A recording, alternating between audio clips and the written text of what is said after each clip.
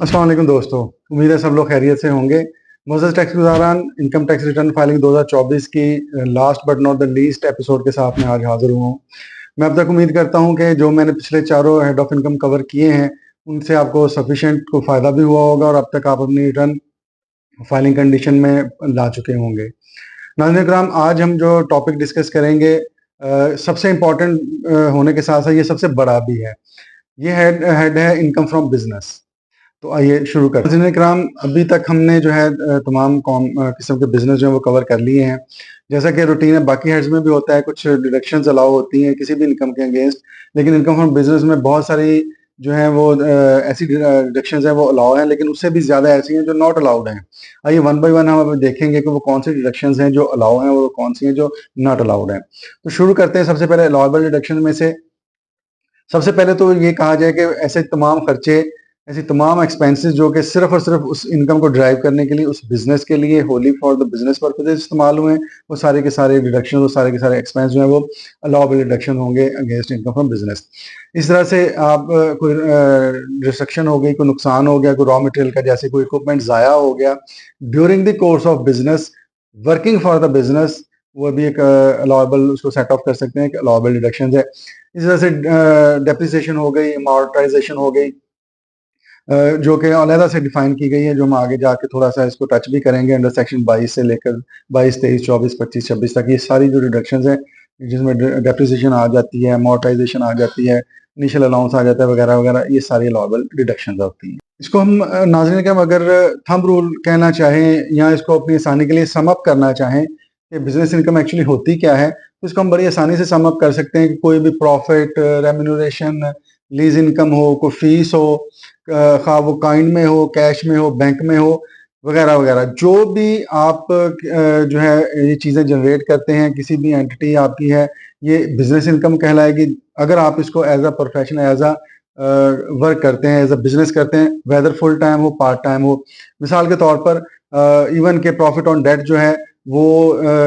एक जो इन्वेस्टमेंट की है उसके लिए तो वो उसकी इनकम होगी ही, बट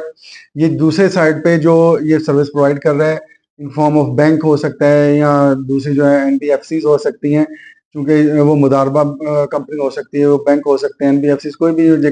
ये काम करेगी उसका इनकम जो होगी वो इनकम फ्रॉम बिजनेस कहलाएगी। इसी तरह से नाज़रीन इकराम, जब मैं ऊपर इनकम फ्रॉम बिजनेस की बयान कर रहा था, उसमें मैंने एक चीज़ स्पेसिफिकली कही थी कि अदर देन स्पेकुलेशन बिजनेस, जितने भी बिजनेसेस होंगे वो नॉर्मल कोर्स ऑफ बिजनेस कहलाते हैं, जिसमें नॉर्मली सेल होती है, परचेज होती है, सर्विसेज इवन होती हैं। मीन्स टू से कि फिजिकल बिजनेस होता है, physical commodities, physical services involve होती हैं, वो नॉर्मल कोर्स ऑफ बिजनेस है। इसके अलावा जो बिजनेस है उसको स्पेकुलेशन बिजनेस कहा जा सकता है। इसको अगर आसानी से मैं आपको समझाना चाहूँ, कोई ऐसा बिजनेस जिसमें फिजिकल सेल और परचेज किसी कमोडिटी की, स्टॉक की, शेयर्स की ना हो, सिर्फ एक कॉन्ट्रैक्ट के जरिए इसको किया जाए, उसको स्पेकुलेशन बिजनेस कहा जाता है। इसको हम अगर मिसाल देना चाहें तो इसमें मुख्तलिफ किस्म की हेजिंग आ जाती है,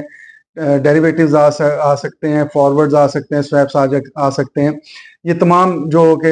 मेरे नाजरीन अगर इस चीज़ को समझते हैं उनके लिए बहुत आसानी हो जाएगी कि वो सारी चीज़ें इसमें कवर हो जाती हैं। अच्छा दोस्तों, फर्स्ट थिंग फर्स्ट के उसूल के तहत जैसा कि हमारी रूटीन रही है, सबसे पहले तो हम ये डिफाइन करेंगे या ये मैनेज करेंगे कि ये इनकम फ्रॉम बिजनेस होती क्या है और कहाँ कहाँ से हमें वसूल होती है। नॉर्मली ये प्रॉफिट हो सकता है, कोई गेन हो सकता है, जो कि आप कोई भी बिजनेस कर सकते हैं, किसी भी काइंड का हो सकता है, मे बी वो मैन्युफैक्चरिंग हो, मे बी वो ट्रेडिंग हो, मे बी वो ऑनलाइन बिजनेस हो, अदर देन स्पेकुलेशन बिजनेस, जो भी बिजनेस होगा उसके प्रॉफिट्स, उसके गेन्स जो हैं वो इनकम फ्रॉम बिजनेस में कवर किए जाएंगे। इस तरह से आपने कोई ट्रेड किया है, कोई प्रोफेशनल सर्विसेज इवन फ्राहम की हैं, लेकिन आप उसको एज अ बिजनेस कर रहे हैं, तो भी वो आपकी जो है इनकम फ्रॉम बिजनेस कंसिडर होगी।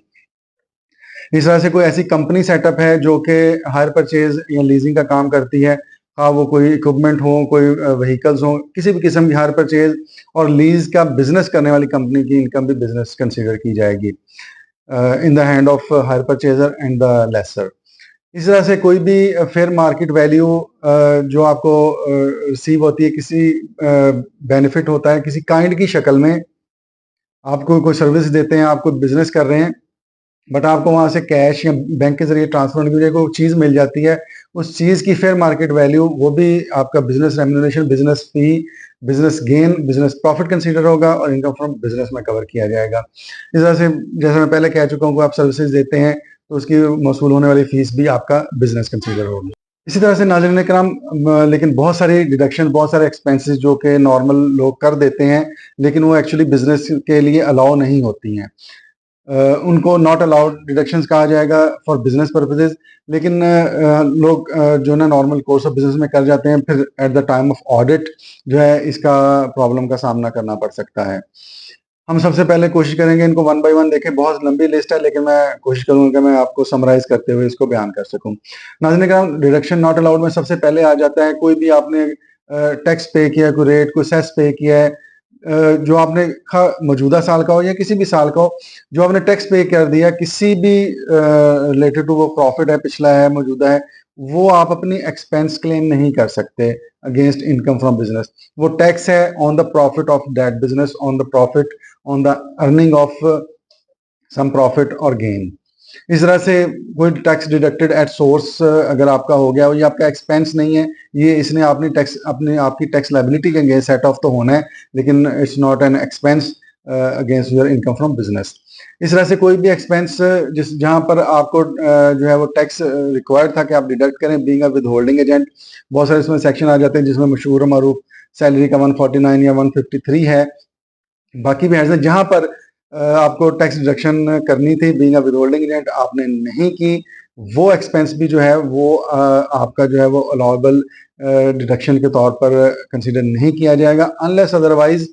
वो जो जिसका आपने टैक्स काटना था वो नहीं काट पाया, आप नहीं काट पाए, बट उस टैक्स पेयर ने बीइंग अ टैक्स पेयर अपनी वो लायबिलिटी सेट ऑफ कर दी, वो उस सूरत में आपको जो है इसकी डिडक्शन अलाउ हो सकती है, अदरवाइज नहीं।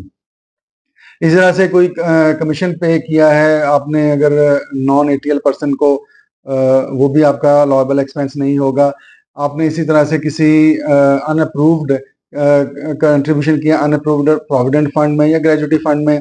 जो कि कमीशन से अप्रूव नहीं है, तो वो आपकी डिडक्शन भी अलाउएबल नहीं होगी। ये नॉर्मली कंपनीज करती हैं, उन्होंने प्रोविडेंट फंड तो बना लिया होता है, अपने ग्रेजुटी फंड इस्टेब्लिश कर लिया अपने एम्प्लॉयज़ के लिए, उसमें उन्होंने कंट्रीब्यूशंस भी लेने शुरू कर दिए और ख़ुद भी कंट्रीब्यूट करती है कंपनी, बट वो कंपनी के हैंड्स में वो डिडक्शन, वो कंट्रीब्यूशन जो है वो अलाउएबल एक्सपेंस नहीं होगी अगर वो फंड जो है वो अप्रूव्ड बाय द कमिश्नर नहीं है। इस तरह से कोई भी ऐसा पर्सनल एक्सपेंस जो कि आप बिजनेस को चार्ज कर रहे हैं बट वो प्रूव हो जाए कि ये फॉर द पर्सनल पर्पसेस था, वो अल्टीमेटली जो है वो बिजनेस के अगेंस्ट, बिजनेस इनकम के अगेंस्ट लॉयबल डिडक्शंस नहीं कंसीडर की जाएंगी। इस तरह से कोई फाइन है, कोई पेनल्टी आपने पे किया, आपने लॉ वायलेट किया, कोई भी हो सकता है apart from income tax and sales tax, but जो ये जो इनलैंड रेवेन्यू रूल्स हैं या इनलैंड रेवेन्यू लॉज हैं, स्टैट्यूट्स हैं, इनका कोई भी जो पेनल्टी है, कोई सेस है, कोई फाइन है, वो बिजनेस इनकम अगेंस्ट आपका लॉयबल एक्सपेंस नहीं कंसीडर किया जाएगा। इस तरह से अगर आपने कोई रेम्यूनरेशन दे दिया, पार्टनरशिप फर्म की बात कर रहा हूँ, कोई कमीशन पे कर दिया, कोई सैलरी दे दी या कोई भी किसी किस्म की आपने रेम्यूनरेशन दिया अपने पार्टनर को, तो वो भी आपका बिजनेस इनकम के अगेंस्ट जो है सेट ऑफ नहीं हो पाएगा। इस तरह से जो अब सबसे ज़रूरी बात, जो सबसे आजकल जो है वो बड़ा बर्निंग टॉपिक है कि कोई भी ऐसी पेमेंट सिंगल अकाउंट से जो कि 2,50,000 से ज़्यादा है और वो आपने वो इलेक्ट्रिकल मीन्स वायर ट्रांसफ़र से, क्रॉस चेक के ज़रिए या business bank account of payer to business bank account of payee पे नहीं किया और उसकी अमाउंट जब 2.5 लाख से 250,000 से ज़्यादा है, वो आपका लॉयबल एक्सपेंस नहीं होगा। हाँ, इसमें जो एक्सेप्शन निकलती है वो सिर्फ निकलती है सैलरीज के लिए, वो भी अगर 32,000 से ज़्यादा है नहीं है तो। या यूटिलिटीज़ अगर आप पे करते हैं वो आप कर सकते हैं इस तरह से विदाउट ऊपर जो मैंने फहरिस्त बयान की है उस कदगन के बगैर। इस तरह से कोई फ्रेट आपने पे किया, कोई पोस्टेज पे किया, कोई ट्रैवल फेयर वगैरह पे किया आपने, and payment of duties and taxes जो हैं वो भी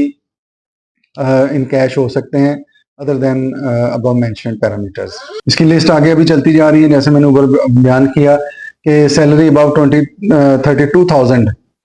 ये जो इससे ज़्यादा अमाउंट की सैलरी होगी वो भी आपको चेक या वायर ट्रांसफर या उसी तरह से डिजिटल मीन्स के जरिए देनी है, आप उसको कैश में नहीं दे सकते, अदरवाइज वो आपका allowable expense against business income नहीं कंसीडर किया जाएगा। इस तरह से फार्मास्यूटिकल सेक्टर के लिए ये खास तौर पर है कि उनके जो क्या बोलते हैं एंटरटेनमेंट एक्सपेंसेस हैं वो 10% ऑफ द टर्नओवर उनसे अगर ज़्यादा होंगे तो वो फार्मास्यूटिकल बिजनेस के लिए अलाउएबल डिडक्शंस नहीं होंगे। अच्छा, इसी तरह से कुछ एक्सपेंस या कुछ अमाउंट्स आप ऐसे पे कर देते हैं किसी ऐसे पर्सन को जो कि liable to be registered in sales tax है, बट वो सेल टैक्स में रजिस्टर्ड नहीं हो पाया, तो वो जो है किसी भी वजह से नहीं हो रहा, तो वो वाले जो एक्सपेंस होंगे वो भी आपके liable deduction against business for income consider नहीं किए जाएंगे। हाँ, उसका एक फार्मूला है जो कि लॉ में दिया गया है, जिसके बारे में अगर आप हमसे रब्ता करते हैं हम आपको उसकी मुकम्मल गाइडेंस फराहम कर सकते हैं। वो फार्मूला के तहत वो कुछ अमाउंट होगी जो कि उसके जरिए ड्राइव की जाएगी, जो कि नॉट अलाउड डिडक्शन होगी अगेंस्ट बिजनेस इनकम। ये तो वो मोटी मोटी चीजें थी जो कि नॉट अलाउड डिडक्शन थी अगेंस्ट बिजनेस फ्रॉम इनकम। इसके साथ साथ जैसे मैंने पहले कहा डेप्रिसिएशंस हैं, सेक्शन 22 से 23 है इनिशियल अलाउंस, इंटेंजिबल्स हैं सेक्शन 24 में आते हैं, प्री कमेंसमेंट एक्सपेंसेस हैं, साइंटिफिक रिसर्च एक्सपेंसेस हैं। ये सारी एक लिस्ट है जो कि अलग से बयान करती है कि ये वैसे तो देखा जाए तो ये तमाम एक्सपेंसेस जो हैं ये अलाउएबल डिडक्शंस होनी चाहिए अगेंस्ट बिजनेस फ्रॉम इनकम, क्योंकि हम डेप्रिसिएशन अपने एसेट्स पे चार्ज करते हैं, इसी तरह जो हमारा इंटेंजिबल्स हैं उनके ऊपर अमोर्टाइजेशन चार्ज करते हैं। हम जब इनिशियल अलाउंस करते हैं, कोई कंपनी सेटअप करने जा रहे हैं तो प्री कमेंसमेंट एक्सपेंडिचर्स होते हैं, कुछ साइंटिफिक रिसर्च करते हैं, अगर हम फार्मास्यूटिकल कंपनी है तो वो कुछ R&D के ऊपर जो एक्सपेंस करती है। ये तमाम देखा जाए तो जो इन बर्ड्स आई व्यू ये अलाउएबल एक्सपेंस लगते हैं, लेकिन इनके सेक्शन अलग से बयान किए गए हैं और उनमें कुछ ना कुछ उनके कुछ पक्ष बयान किए गए हैं, कुछ कंडीशंस लगाई गई हैं, अगर वो मीट करेंगे तो ये एक्सपेंस जो है वो आपके अलाउएबल एक्सपेंस कंसीडर किए जाएंगे अगेंस्ट बिजनेस फॉर इनकम।